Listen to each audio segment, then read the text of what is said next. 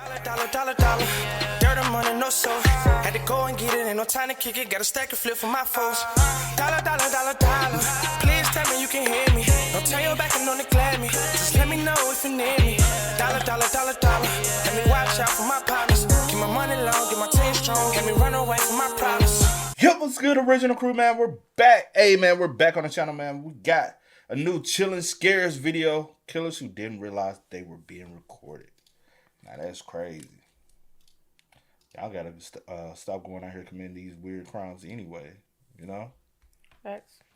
But hey, with that being said, before we get into today's video, make sure y'all check out the links in the description box. Down below. You already know where to go. If you want to first support, all you gotta do is check out down below. Also, if you enjoyed today's video, like it in with a thumbs up. And if you like content like this, man, I swear you're gonna like the Extra Dose channel, man. Y'all go over there, sub up if you like crime-related content. Also, we can give a shout out to the comment of the day. Shout out to you. We highly appreciate what you looking at. Stay over there. This ain't got nothing to do with you. Okay? Let's go. Let's check it out. Let's see what's about. You ready? Mm-hmm. On the morning of June 11, 2021, CCTV cameras across Wembley, London captured a woman walking around with a large blue suitcase. On the surface, the footage is completely ordinary. However, this footage would soon become key evidence in one of the most brutal crimes in Wembley's recent history. The incident took place the evening of June 11 when the Metropolitan Police received a call from a man in distress. He was a temporary resident at a house on Chaplin Road, and according to him, the owner of the house, a 67-year-old woman who went by Deborah, was missing. Her phone and glasses, the two things she always kept on her, were also still in the house. But what made her absence most concerning was the fact that Deborah had a history of severe mental health struggles. She was diagnosed with schizophrenia, and at one point believed that Prince Charles, along with the country's prime minister, were communicating with her through YouTube. Deborah also had no family in the country she could have gone to either. The only people who knew her were those who attended the same church as she did. And speaking with people from the church gave investigators their first lead. One of Deborah's friends, 37-year-old Jemma Mitchell, told officers that Deborah had been depressed and that she went to stay with friends close to the ocean. Unfortunately, this lead turned out to be a dead end, as none of the CCTV cameras around her home captured her leaving that morning. Investigators also didn't find any records of her using a taxi service or public transport. After 2 more weeks of fruitless searching, investigators had nearly run out of all potential leads. They needed a breakthrough, or the case risked going unsolved forever. Fortunately, the search finally reached its end on June 27, but in the way investigators feared most. Hi, I just found a body. Oh, go ahead, caller. What's your emergency? I just found a body. Right, okay. A body, is it? Are they breathing? No, they're dead. They look like they've possibly been there like a few days or something. A hiker discovered the remains of Deborah on a wooden path next to Bennett Road in Sulcombe, Devon, over 200 miles from her home in Wembley. The worst part about this discovery, however, was the condition investigators found her in. This wasn't a case of going for a hike and having an accident. Instead, someone had surgically decapitated her head, which was later discovered about 30 feet away from the rest of her body. Autopsy results also showed signs of blunt force trauma to the head. With that, the case shifted from a missing person search to a homicide investigation. However, finding the culprit was going to be easier said than done, largely because Deborah never gave anyone a reason to take her life. Despite her mental health struggles, everyone who knew her described her as extremely kind and compassionate. She was even letting the temporary resident who filed the missing person report live with her for free since he couldn't afford to pay rent. But while investigating those closest to her, investigators noticed something suspicious about Jemma. CCTV cameras captured Jemma walking toward Deborah's home with a blue suitcase on the morning of June 11, the same day she went missing at around 6:30 a.m. Hours later, the same cameras captured Jemma walking back, this time with 2 suitcases. She was also struggling more to roll the suitcases, suggesting that, unlike before, they were now heavy. This made Jemma the primary suspect in Deborah's murder, prompting investigators to look into her more closely, which turned out to be the right move. On the 26th of June, CCTV cameras captured her struggling to load the same blue suitcases into the back of a rental car. She then drove to the same road where Deborah's remains were found a day later. This was enough evidence for the police to obtain a warrant and arrest Jemma on July 6.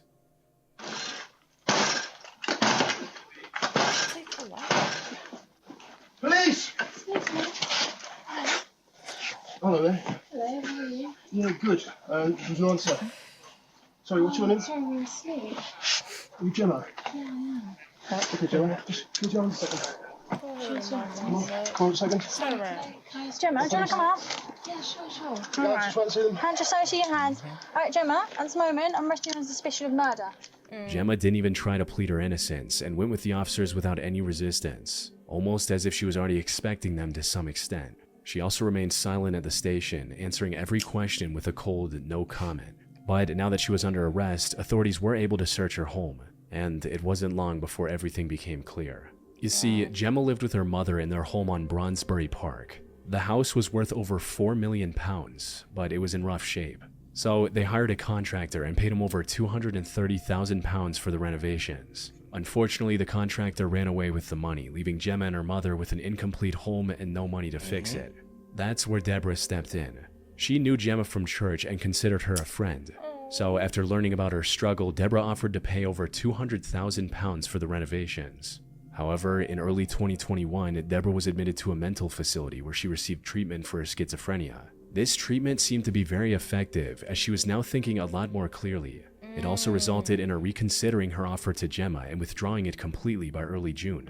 She instead told Jemma to sell the house and use the money to live a good life. Phone records revealed a message she sent to Jemma on June 8, reading, "Until you sold house, I won't want you to come to me or my house. I'm stressed to the core." However, Jemma did not take this kindly, and on the 11th of June, she went to Deborah's home with the intention of ending her life. After committing the crime, she stuffed Deborah's remains in the suitcase and brought it back home, which is why it looked much heavier on the way back, before disposing of her remains in Solcombe 2 weeks later. Her true motive also came to light when investigators discovered a forged will in Jemma's home, naming her and her mother as the sole beneficiaries of Deborah's entire estate. All of this was more than enough evidence to convict Jemma. She stood trial on October 2022 and was sentenced to life in prison with a minimum of 34 years behind bars. I'm looking at you like we don't.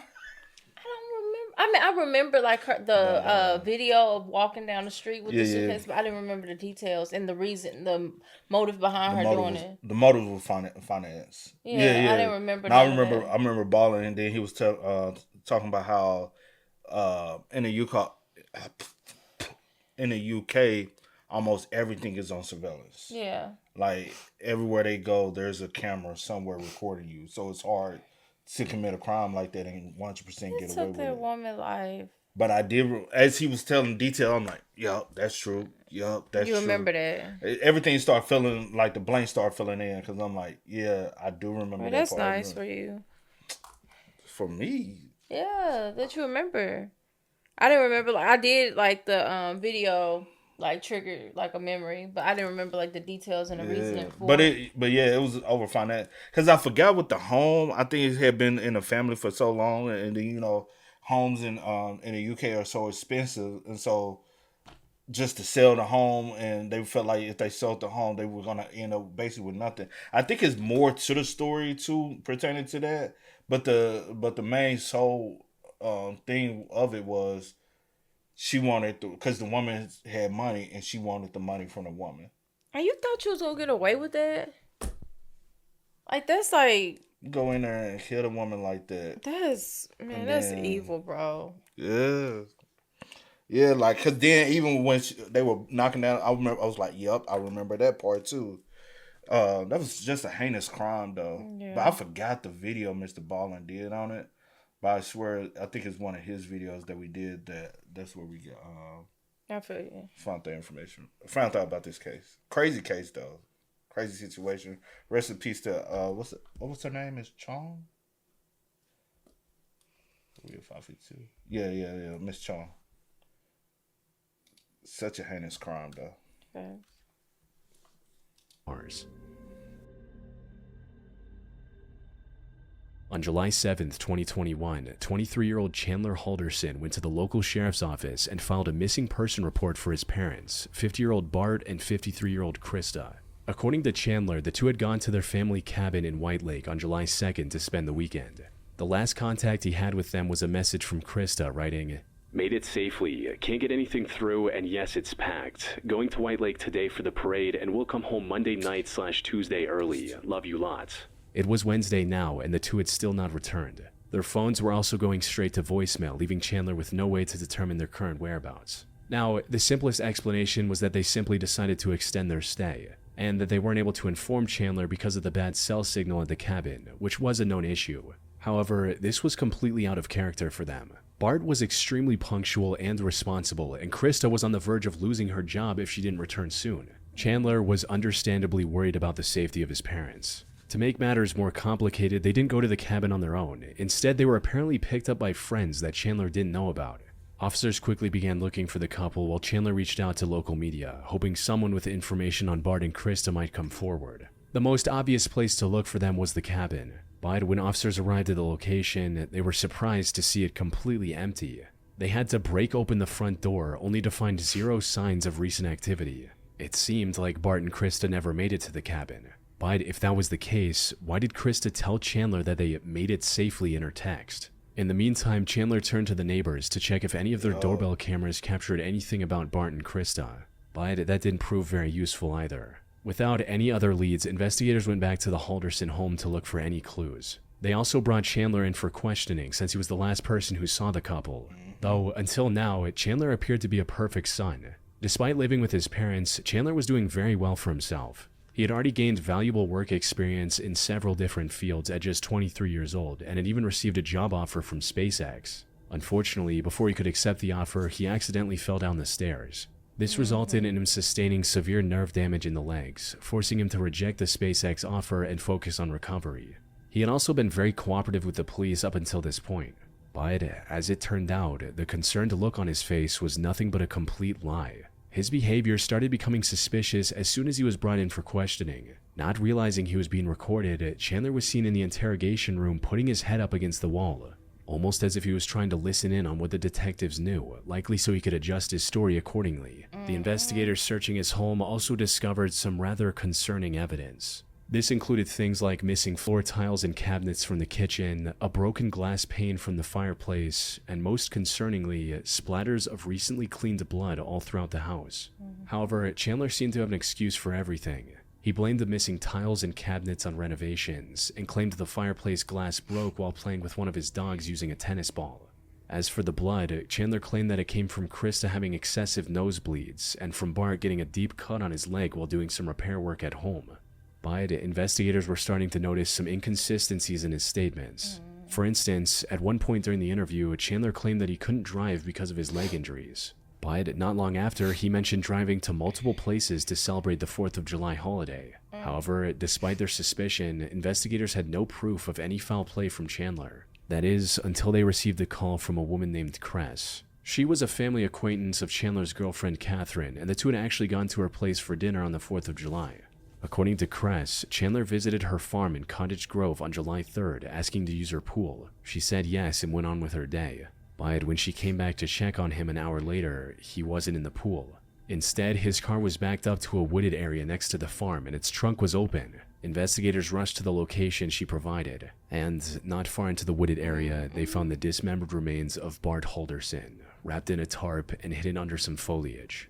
Around the same time, a different group of investigators discovered doorbell camera footage that showed the Halderson home in plain view. According to this footage, Bart and Krista never stepped foot outside on the morning of July 2nd.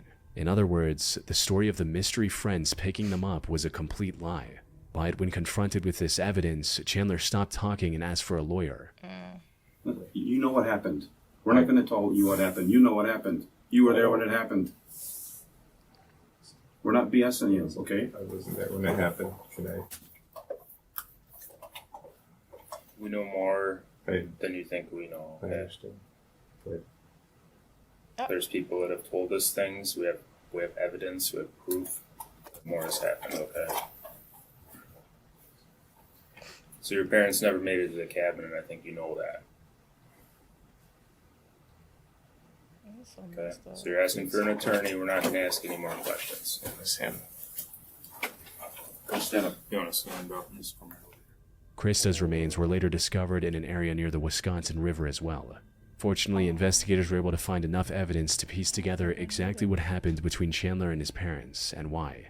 They found Bart and Krista's phones inside the house wrapped in aluminum foil to block signals, confirming they never left the home.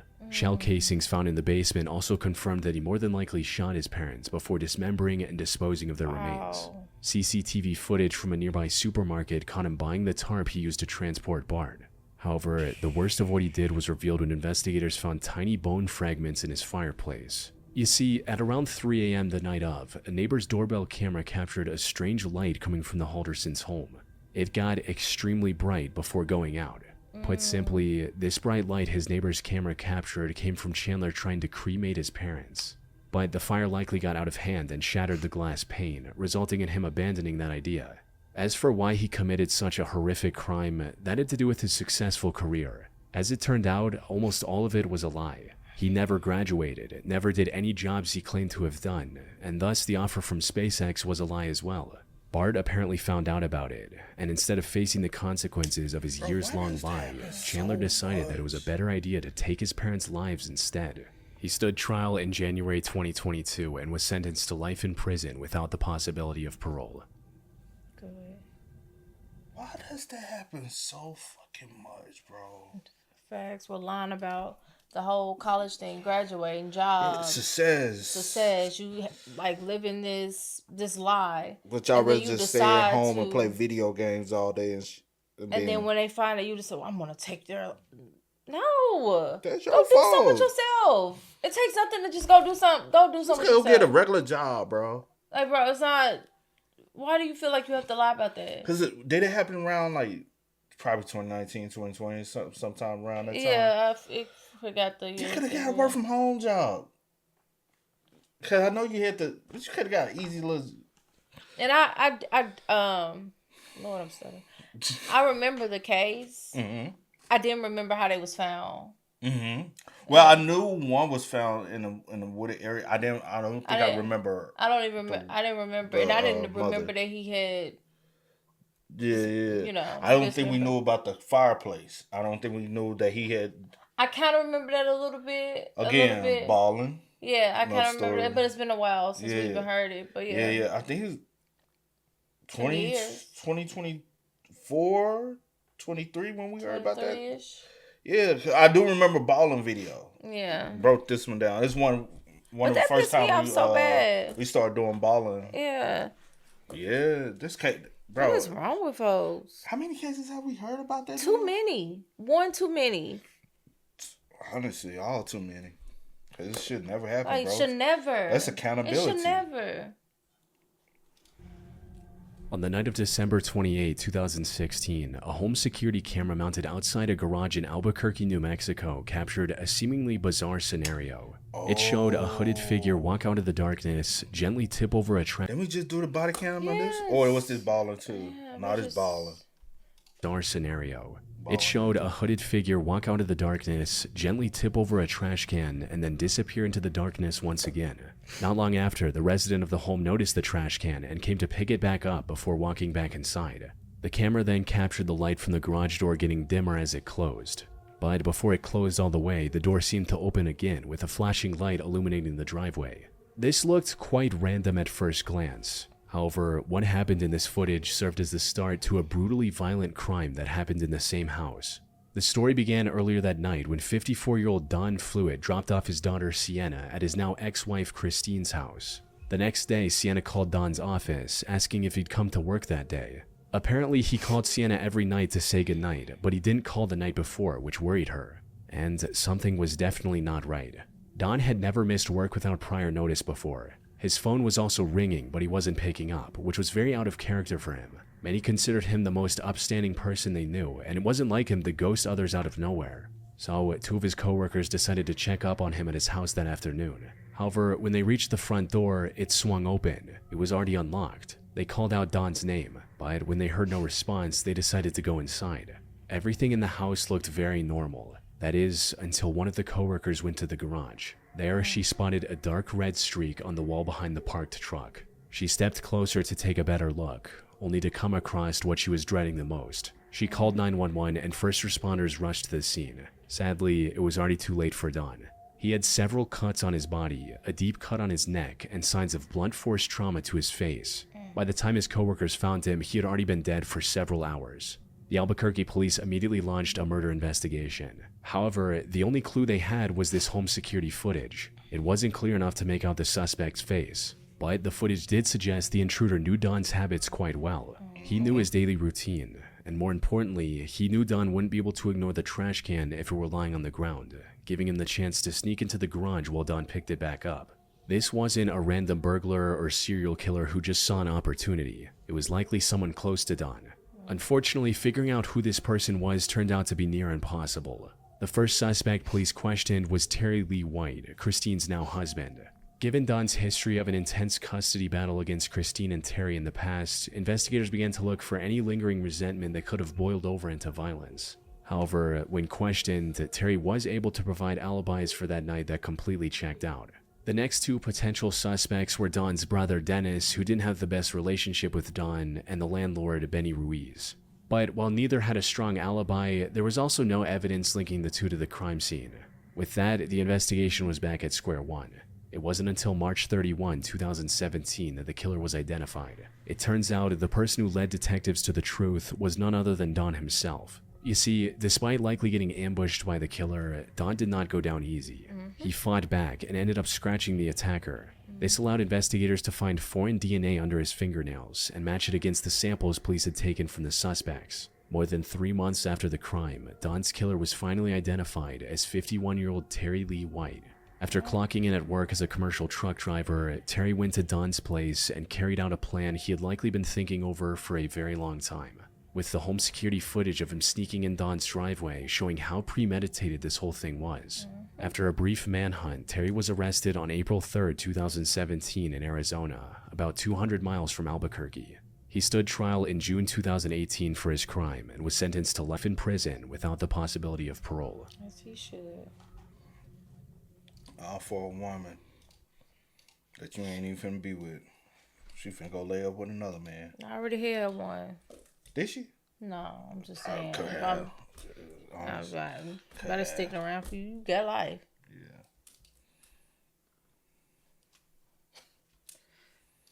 Yeah. That's crazy, bro. Rest in peace to every individual mentioned in each case. And what I'll do is try to tag for each case. Try to put up in the corner if you want more in depth. Tag the previous video that we watched that goes in more detail about each case. I'll try to pin those up in a video for y'all, man. Yeah. But y'all spam us up, man. Y'all let us know y'all thoughts about it for us in the comments. Crazy cases, man. Facts. But until next time, y'all know how it go, man.